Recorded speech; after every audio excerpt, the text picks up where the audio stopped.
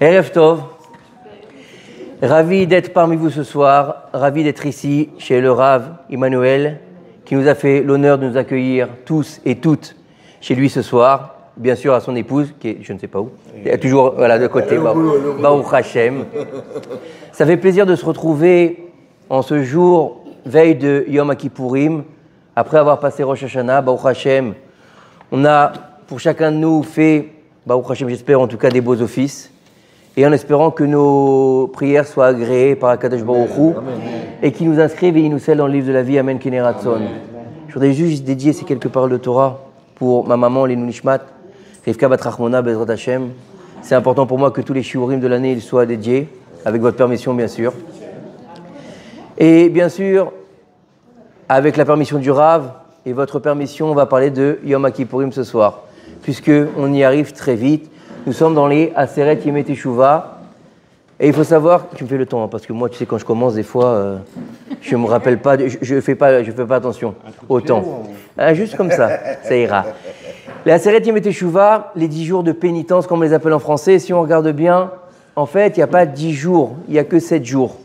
Puisqu'il y a 3 jours qui sont dans les Yamim Tovim. 2 jours de Rosh Hashanah et 1 jour de Yom Kippourim, qui est le 10e jour de Aseret Yemei Teshuvah en fait. C'est la clôture de tous ces mois de Slichot, ces mois de Slichot plus ces 10 jours de Aseret Yemei Teshuvah, et qui font écho bien sûr à la prière de Moshe Rabbeinu, puisque le jour de Yom Kippourim, c'est le jour où Moshe Rabbeinu a reçu le pardon d'Akadosh Baruch Hu après la faute du veau d'or. Ce jour-là a été le jour qui vient racheter la faute du veau d'or quelque part. Bien sûr, il va y avoir le Inyan de construire le Mishkan et de faire certaines choses, mais bon, dans l'absolu, c'est ce jour-là où Dieu il va lui dire à Moshe Rabbeinu, Salarti kidvarecha, j'ai pardonné selon tes paroles. Mais en fait, il faut savoir que si on prend le nom en hébreu, enfin, je ne sais pas de quoi tu vas parler, hein. Donc peut-être qu'on va avoir une doublette. C'est pour ceux qui n'ont pas bien compris. C'est pas grave. Voilà. Non, je vais dire autre chose. Le premier n'a pas bien compris. Au deuxième coup, peut-être on comprendra mieux. Ça prouve qu'on est d'accord. Non, chas v'shalom. Il faut savoir que, vous savez, le langage hébraïque n'est pas une langue comme toutes les autres langues. On sait très bien que l'hébreu, ça vient du divin, c'est pas de l'humain. Les autres langues sont humaines, l'hébreu il est divin.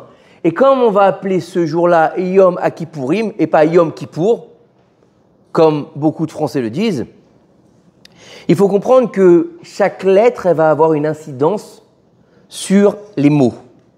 Et on sait que la lettre Chaf, c'est une lettre particulière. C'est une lettre qui amène le comme.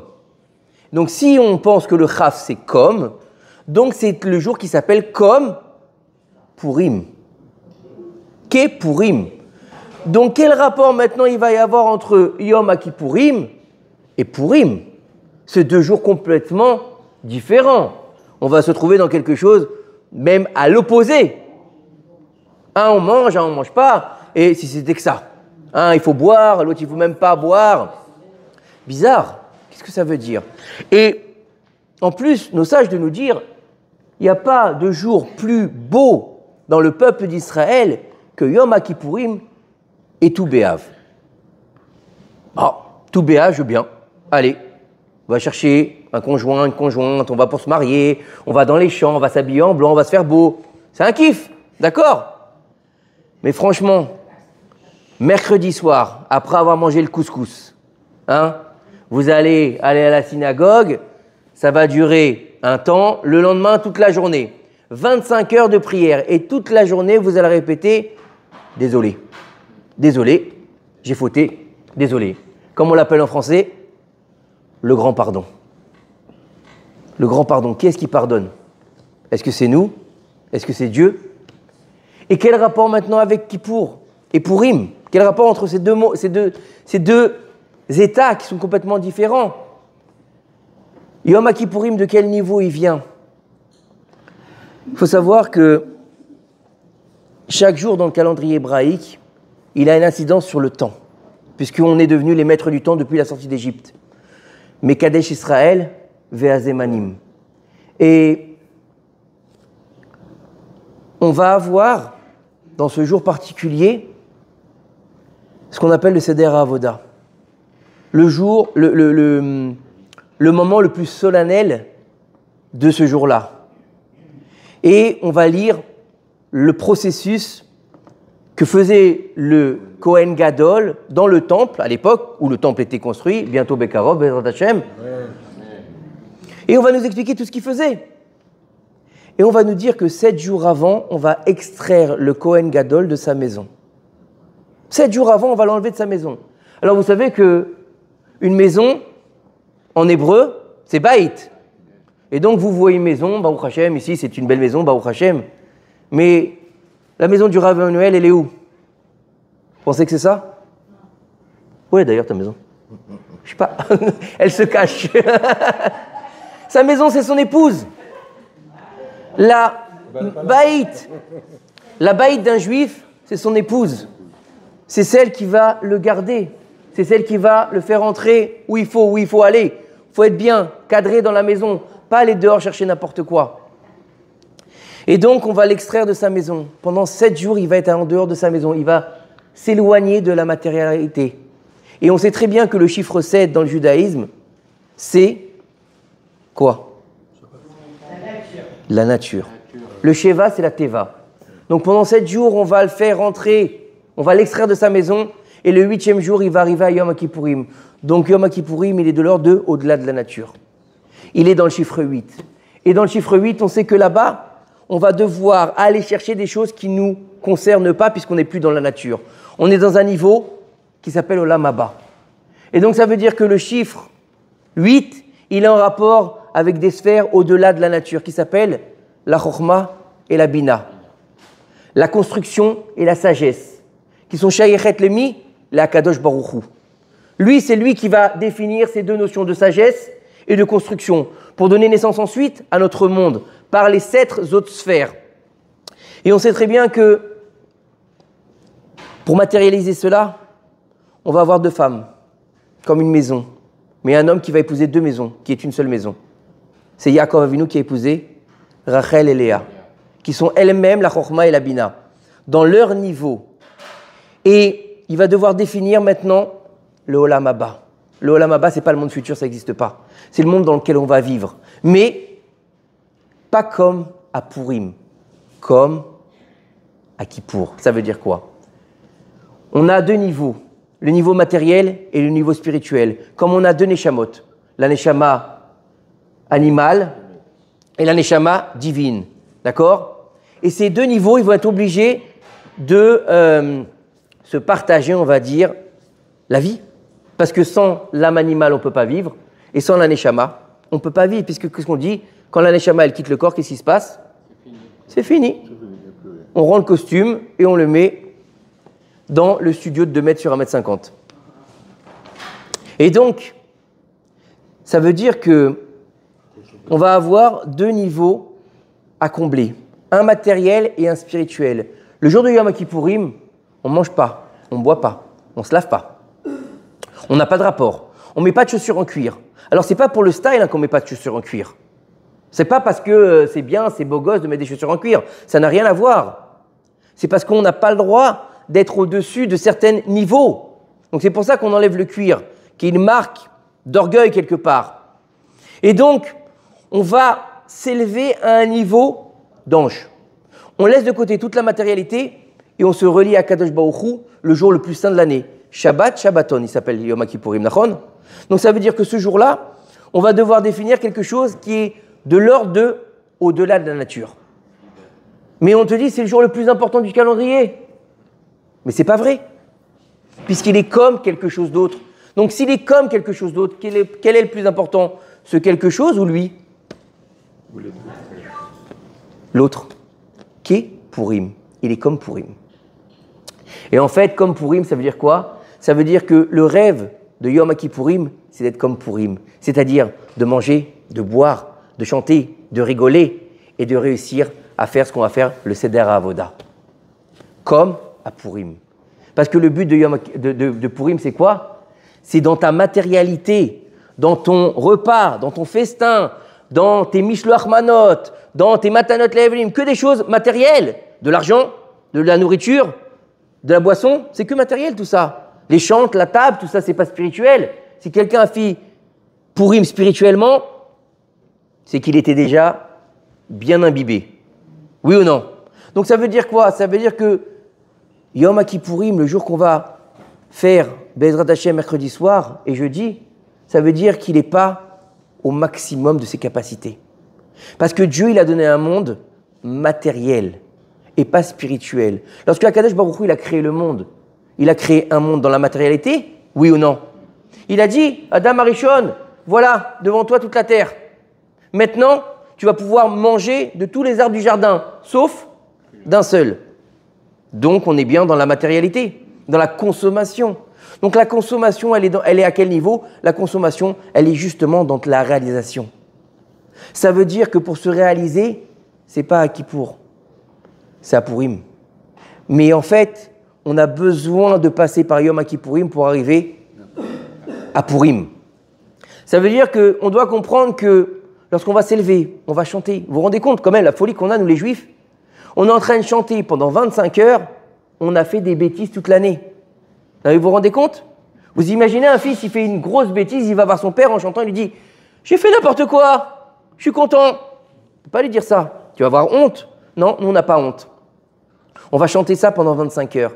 Et on va clôturer toute la tfila de Yom Kippourim, parce que tout le monde il dit l'année là, c'est la fin de la tfila. L'année là, c'est au moment où les portes du ciel sont ouvertes, et ça y est, c'est là que sont reçues nos prières.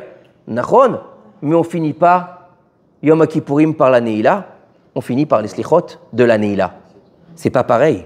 C'est un deuxième niveau.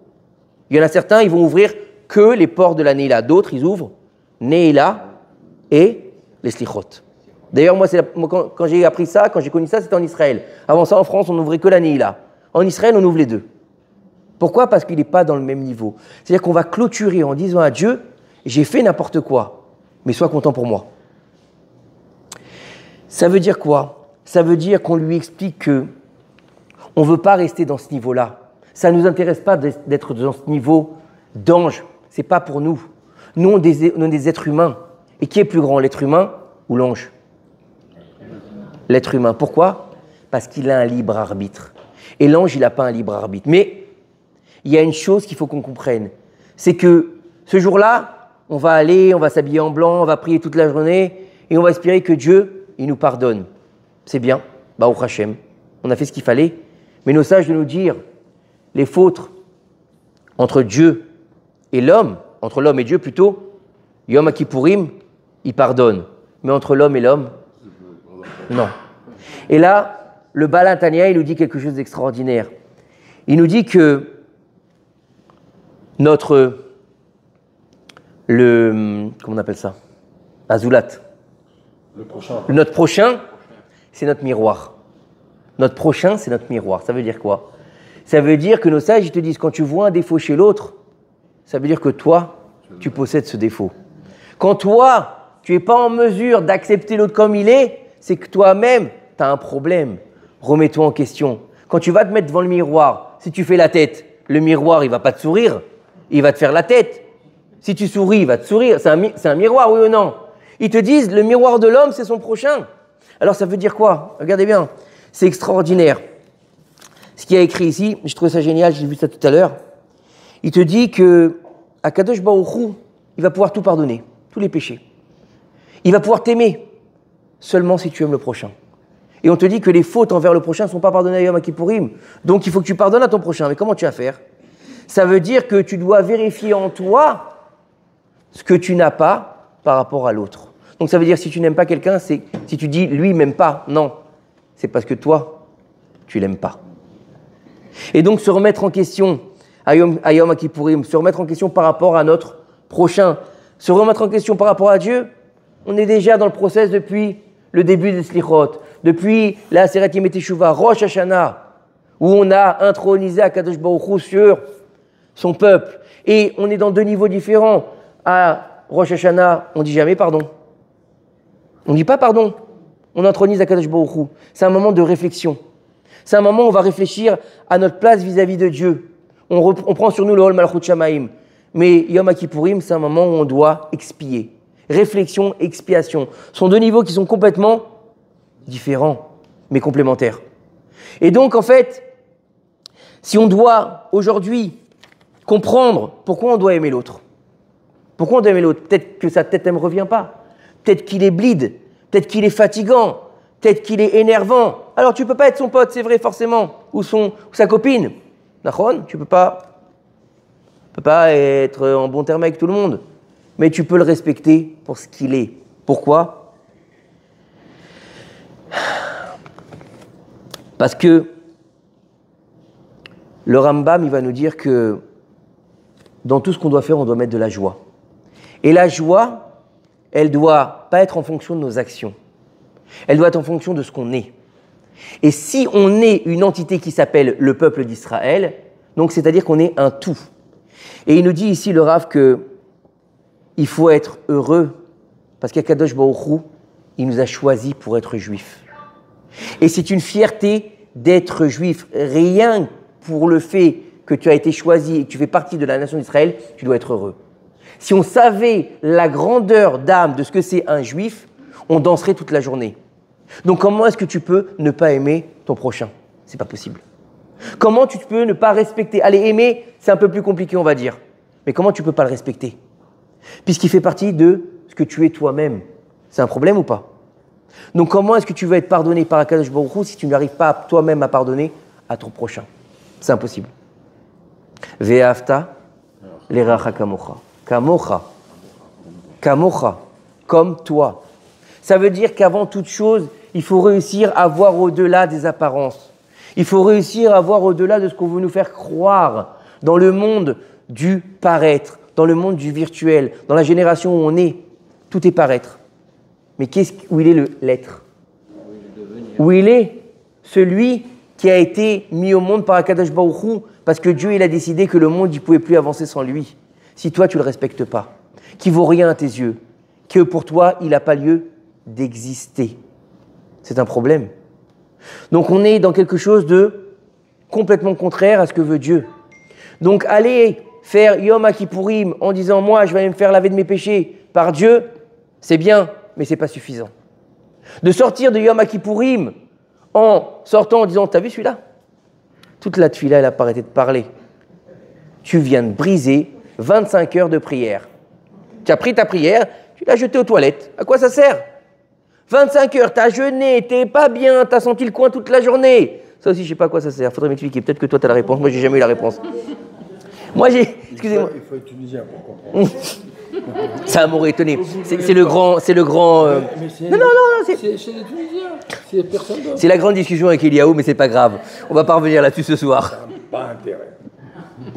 Et en fait, faut comprendre par là que on peut pas passer de fête en fête. On ne peut pas passer ces Yamim Noraïm, ces jours redoutables. Les jours redoutables qui vont jusqu'à Hoshana Rabbah, en disant c'est quoi ? C'est redoutable. Waouh, ça fait peur. Et on te dit, alors ça fait peur, super. À Rosh Hashanah, on te dit, mets la belle table, mets-toi un habit neuf, fais une bonne keila, et tu vas à la synagogue parce que tu es sûr d'être jugé correctement. Yom HaKippourim, on te dit, de toute façon, tu vas être pardonné. Après Sukkot, Dieu il te prend dans les bras. Hoshana Rabbah, c'est la Khatima. Pourquoi tu t'en fais ? Non mais pourquoi on s'en fait ? On ne devrait pas. On ne devrait pas s'en faire. Donc pourquoi ? Moi j'appellerais ça les jours sympathiques. Pas les jours redoutables. J'appellerais ça les jours sympathiques. Franchement, c'est un kiff. Rosh Hashanah c'est top. Franchement, vous avez passé un mauvais Rosh Hashanah ? Nous on était bien avec Eliaou. Voilà. C'était bien. On était bien, Yom HaKippourim en général, vous avez jamais remarqué ? Vous jeûnez pendant 25 heures, tu sors de là, tu dis « Comment je me sens bien ?» Et les autres jeunes qui jurent jusqu'à 3h, 4h de l'après-midi, tu dis « J'en peux plus, je vais mourir. » Comment ça se fait ? Tu sors de Yom HaKippourim, t'es bien.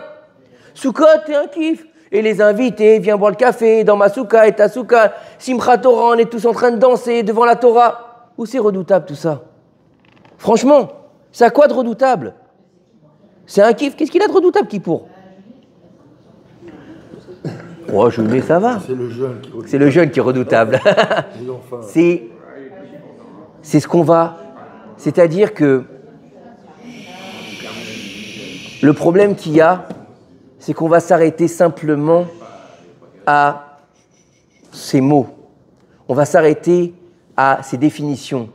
Mais on a oublié que les fêtes juives, ce n'est pas simplement des souvenirs, c'est des choses qu'on vit. La fête, ça n'a pas été donné il y a 2000 ans dans le désert et dire, bon, bah tiens, tu sais quoi, je vais me rappeler que dans le désert, ils ont mangé de la galette et là-bas, oh, c'était très bien. Ou bien, oh, ils ont fait un veau d'or. Qu'est-ce que j'en ai à faire? Ils ont fait un veau d'or, qu'est-ce que ça me fait à moi? Mais parce qu'en fait, il faut que tu comprennes que tu es en train de réitérer tout ce qu'ils ont fait. Il y a un éternel recommencement. La faute du veau d'or, la faute originelle, c'est toujours la même chose. C'est toujours la même chose. C'est pas le fait d'avoir mangé le fruit défendu. C'est de pas avoir accepté l'ordre d'Akadosh Baruch Hu. C'est pas avoir fait un veau. C'est de pas avoir compris ce que Dieu il a voulu. Puisque c'est vrai qu'on n'a pas le droit de faire des idoles. C'est marqué, vous n'aurez pas d'autre Dieu que moi, tu ne feras pas d'idole. C'est vrai. Dans le Kodesh à Kodashim, vous avez étudié un peu? Là-bas, dans l'endroit le plus saint du Beth Amikdash, le saint des saints, il y avait 2 idoles. 2 chérubins. 2 chérubins. Est-ce que c'est des idoles? C'est quoi la différence entre un veau ou un petit ange? Vous savez, les angelots comme ça, c'est quoi la différence? C'est quoi? Chérubin, on dit en français. Chérubin, voilà. L'autre dit, mais séraphin. Les séraphim, c'est encore un autre niveau. Ceux-là, il ne faut pas les croiser, parce que ceux-là, ils te brûlent. D'accord? Mais pourquoi alors là, tu as le roi et là, tu n'as pas le roi? Parce que tout est permis, tout est interdit, chaque chose en son temps. Mais Kadesh Israël ve'azemanim, on est devenus les maîtres du temps. Mais il y a un temps pour tout. Il y a un temps pour se recueillir. Il y a un temps pour l'introspection à Rosh Hashanah. Il y a un temps pour la réflexion à Rosh Hashanah. Il y a un temps pour le pardon à Yom Kippourim. Il y a un temps pour rentrer dans les bras d'Akadosh Baruch Hu à Sukkot. Il y a un temps pour se marier avec la Torah à Simchat Torah. Oui, c'est redoutable. Pourquoi? Parce que tu ne peux pas venir devant le roi sale. Tu ne peux pas rentrer dans la salle du trône après avoir passé 1 heure dans le biyouv. Vous imaginez? Vous êtes dans le biyouv pendant 1 heure, là-bas en train de déboucher le truc. Vous sortez, vous dites, bon, tu sais quoi, maintenant je vais aller dans la salle du trône et je vais aller m'asseoir et je vais manger avec le roi. C'est une honte. Les égouts. Les égouts. C'est interdit, c'est pas propre. Pas parce qu'il est redoutable, parce que si tu fais ça, c'est redoutable pour toi. C'est un crime de lèse-majesté. Et c'est exactement la même chose pour les jours qu'on est en train de passer. Rosh Hashanah, comment tu veux introniser Akadosh Baruch Hu si toi-même, tu ne penses même pas que c'est le roi? Comment est-ce que tu peux arriver à Yom Kippourim si tu ne veux pas demander pardon dans ton cœur? Si pour toi, c'est un passage. Allez, un peu de coin, un peu de jeûne, et puis à l'année prochaine. Comment tu veux rentrer à Sukkot si pour toi c'est juste une cabane? Alors que Sukkot, ça te permet de passer de ton niveau angélique pendant Yom Kippourim, puisque tu ne manges pas, tu ne bois pas, tu ne dors pas, et donc tu t'élèves à te raccrocher avec Arbat Aminim et la Souka, c'est-à-dire te raccrocher à la Hadama, la terre. Ou sinon, tu meurs. Donc ce n'est pas une cabane.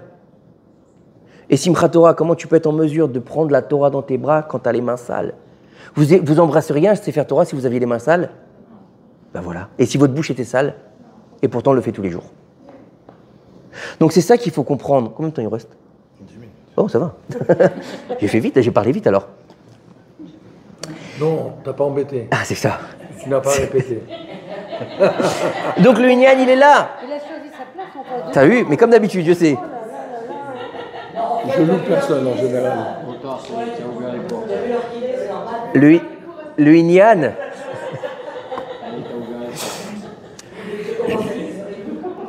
Mais c'est ça qui est beau dans le peuple d'Israël. C'est Kulam Tzadikim, Kulam Nevonim. Il y a de tout, mais c'est tous des Tzadikim. C'est tous des rabbins dans le peuple d'Israël, Baruch Hashem. On est tous en mesure d'avoir un grand niveau. Comme il disait le rabbin Mordechai Léo Zichron Livracha, qui était Kodesh Kodashim, il disait une chose extraordinaire. J'avais lu ça, vous savez où j'ai lu ça? Dans une BD pour enfants. Dans une BD pour enfants qu'ils ont fait sur le rabbin Mordechai Léo Zichron Livracha. Il disait tout le monde peut être Mordechai. Tout le monde disait comme ça. C'est pas difficile. Et c'est très difficile. Mais encore plus loin de ça, on a vu Moshe Rabbeinu dans les parachutes qu'on est en train de vivre aujourd'hui. Moshe Rabbeinu, le plus grand de tous les prophètes, celui qui va donner la Torah au peuple d'Israël, qui était gardé pendant 2448 ans, caché du monde. On a loupé le coche au déluge. Et lui, il va la donner. Il va parler avec Dieu, panim el panim. C'est un truc de fou. On va l'appeler Isha Elohim. Et lui, à 120 ans, il n'a rien d'autre à faire que d'aller continuer d'enseigner la Torah. Va te reposer, Baba. Va kiffer un café. Va kiffer un petit boulot. Non, il continue à 120 ans. À 120 ans, il continue parce qu'il sait que chaque seconde de vie, elle est importante. Chaque seconde de vie, elle vaut son pesanteur. Contre ton gré, tu es venu au monde et contre ton gré, tu quitteras le monde. Mais le plus tard possible. Mais ça dépend de qui? Ça dépend de nous. De qui dépend Rosh Hashanah, Yom Kippourim et la signature à Hoshana Rabbah? De nous.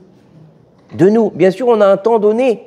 Mais pourquoi rapprocher ce temps? Autant aller jusqu'au bout. Autant faire comme tous les tzadikim. Aller compléter notre vie jusqu'au bout. Alors c'est vrai que des fois, on sort un peu du chemin. Mais grâce à Dieu, Dieu, il a fait quelque chose d'extraordinaire qui s'appelle la Teshuvah. On a fait un beau cours là-dessus. Shabbat Baruch Hashem. Mais de comprendre que aujourd'hui, on arrive à ce fameux jour de Yom Kippourim. Mais qu'est-ce que ça doit? À quoi ça doit me faire penser? Qu'est-ce que ça doit m'interpeller?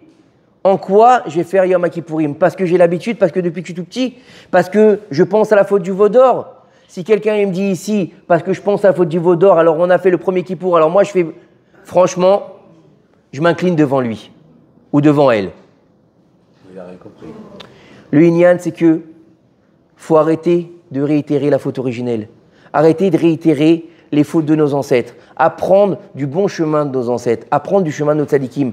Avoir des gens qui nous guident. Avoir toujours un guide. Pourquoi? Parce que on pense dans cette génération qu'on sait tout. Qu'on connaît tout. Qu'on a la science infuse. Mais on est loin d'avoir la science infuse. Et Baruch Hashem, on a des grands guides qui peuvent nous aider à apprendre et à découvrir le chemin de la vérité. Et au lieu de toujours vouloir rester dans le mensonge et dans la facilité, à un moment donné, il faut se confronter à la vérité. Mais la vérité, elle fait mal et elle fait peur. Mais comme cette fameuse phrase que j'ai toujours appréciée et qui m'a aidé dans beaucoup d'épreuves dans ma vie, Mamash, que j'ai entendu du Rav Yechia Ben Shlita, qui vient nous rendre visite demain, tu sais ça? Il vient demain. Et bien de lui, j'ai appris cette phrase-là. En davar omed lifnei ratzon.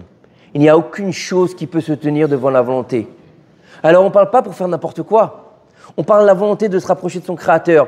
Que ce soit dans ton niveau d'ange à Yom Kippourim ou ton niveau d'homme dans Purim. Et le but c'est quoi? C'est d'arriver à Kippour comme à Purim Bezrat Hashem. Et par là, d'être inscrit et scellé dans le livre de la vie, nous et toute notre famille et tout l'âme Israël, Amen Kineraton. Et bien sûr, on aura une pensée pour nos otages, les vivants et ceux qui malheureusement ont quitté ce monde, et pour tous nos chayalim que Kadosh Baruch Hu les protège, Bezrat Hashem, tous les disparus qui nous ont quittés, et tous les malades d'Israël, Bezrat Hashem, que Kadosh Baruch Hu leur donne réfoua chez les mains vers la mamera.